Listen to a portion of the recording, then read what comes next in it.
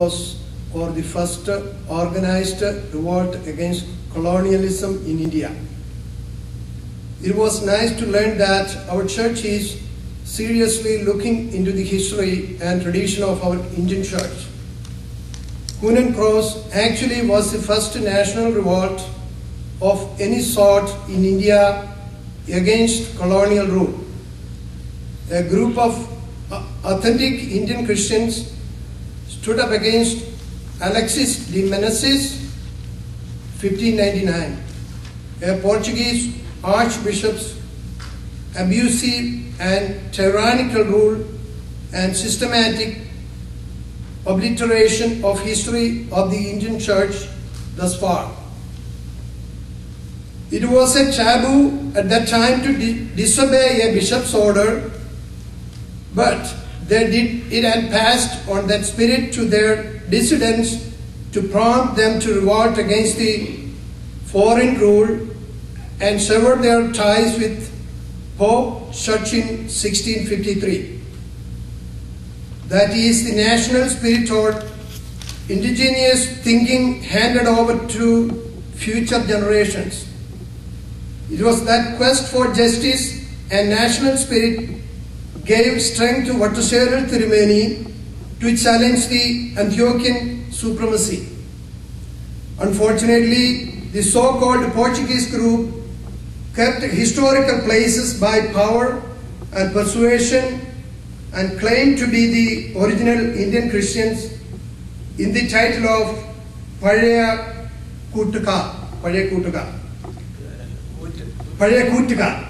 That is a fact. Today they stay in 3 different rites and try to gather more to their twisted faults by duplicating Catholicos title.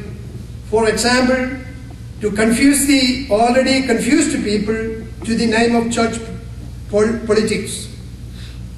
It is an old Roman scheme. Today, after almost 400 years, the dissidents of the ancient national Indian Christians remember the spirit of their ancestors and celebrate the spirit of nationalism. Even among the immigrant Christians in the Americas, it is a matter of independent thinking. Christianity is not a colonial religion and Christ was not a colonialist.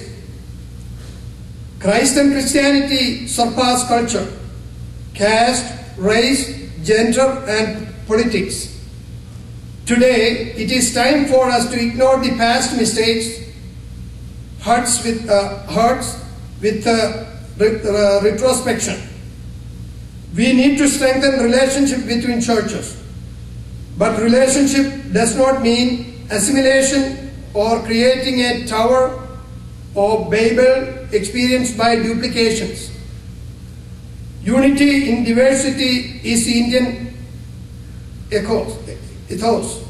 Let Indian Orthodox Church maintain that culture, a culture of self-determination and identity, to proclaim the good news without the flavor of the colonial Christianity. I thank Mr. Charlie Padanilam for taking initiatives to ruminate over the Indian Christian identity and giving me the opportunity to reflect on it. Thank you very much. May God bless you. Joy Pengoil, Secretary of Southwest Diocese of America.